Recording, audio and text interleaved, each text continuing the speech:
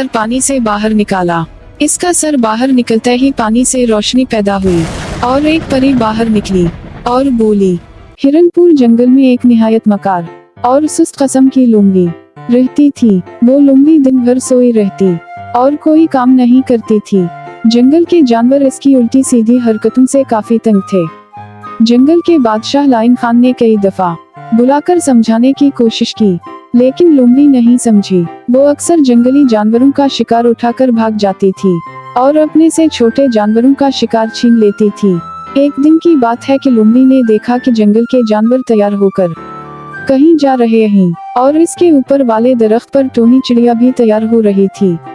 तो उसने चिड़िया को देखते हुए पूछा, आज ये जंगल के सारे जानवर सज धज कर कहाँ जा रहे हैं? तुम्हें इससे क्या मतलब?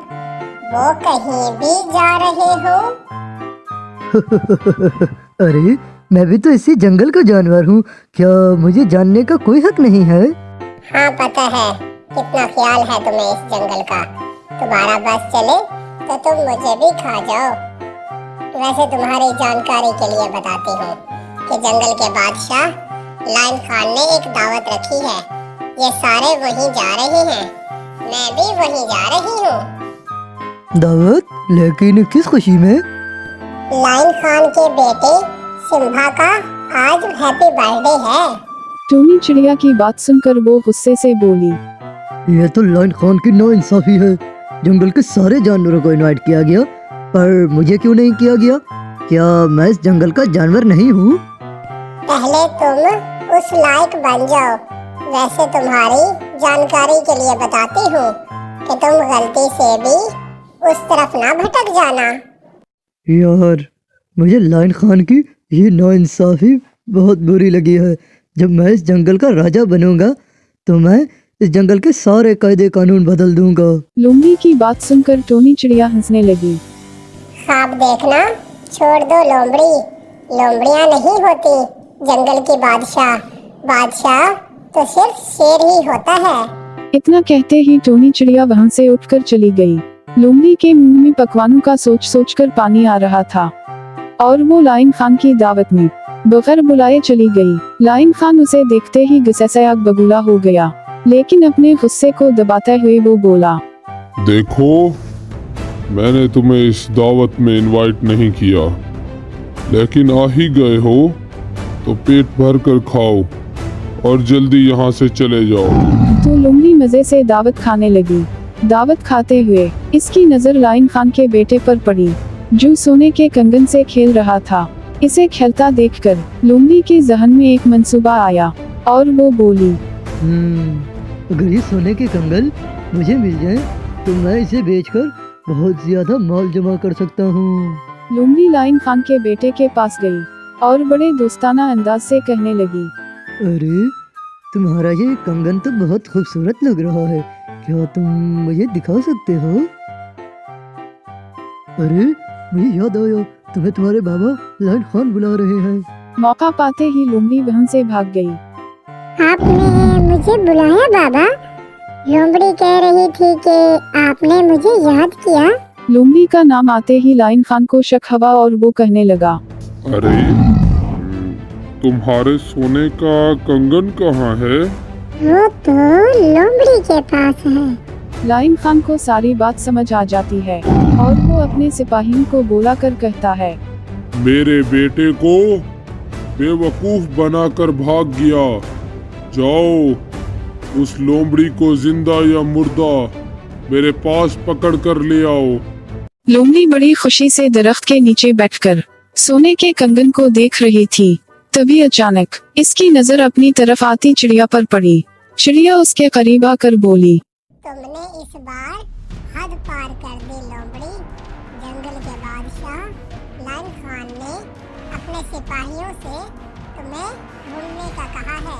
मुझे लगता है इस बार तुम पक्के मारे जाओगे। लोमड़ी ये सुनकर डर से कांपने लगी और वहाँ से भाग निकली। इसको समझ नहीं आ रहा था कि अब वो जाए तो कहाँ जाए। तब अचानक उसकी नजर लायन खान के सिपाहियों पर पड़ी। वो इधर उधर भागकर छपने की जगह ढूंढने लगी, मगर उसे अपने छपने के लिए कोई जगह ना मिली। अचानक इसकी नजर एक तालाब पर पड़ी। और वो इसमें कूद गई। कुछ देर बाद जब लायन खान के सिपाही वहां से चले गए तो उसने अपना सर पानी से बाहर निकाला।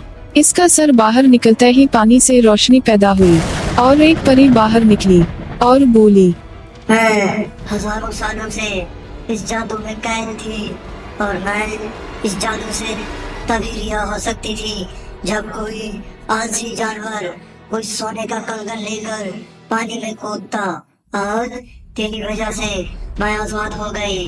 बता लोमड़ी, मैं तेरी कौन सी एक ख्वाहिश पूरी करूं? लोमड़ी हमेशा से जंगल का राजा बनना चाहती थी, मगर वो ये बात जानती थी कि सिर्फ शेर ही जंगल का राजा होता है। मैं अपने इस रूप से तंग आ चुका हूँ। मेरी ख्वाहिश है कि मेरा जिस्म शेर के जिस्म में बदल जाए, मैं बिल्कुल शेर के जैसा दिखने लगूं। ठीक है, मगर याद रखना तेरा सिर्फ जिस्म ही शेर का होगा, अंदर से तू लोमड़ी ही रहेगा।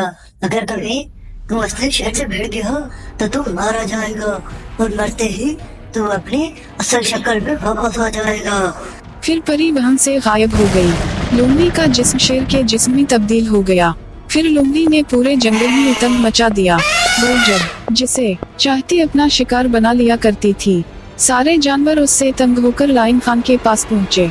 जब लायन खान को ये पता चला कि जंगल में कोई दूसरा शेर आ गया है तो वो गुस्से से पागल होकर बोला, मैं उस शेर को जान से मार दूंगा जो मेरे जंगल के मासूम जानवरों को मार रहा है। लोमड़ी शेर के जिस्म में बड़े अकर से जंगल में टहल रही थी। तभी अचानक लायन खान उसके सामने आ गया और बोला, कौन है तुम और मेरे जंगल में क्या कर रहा है?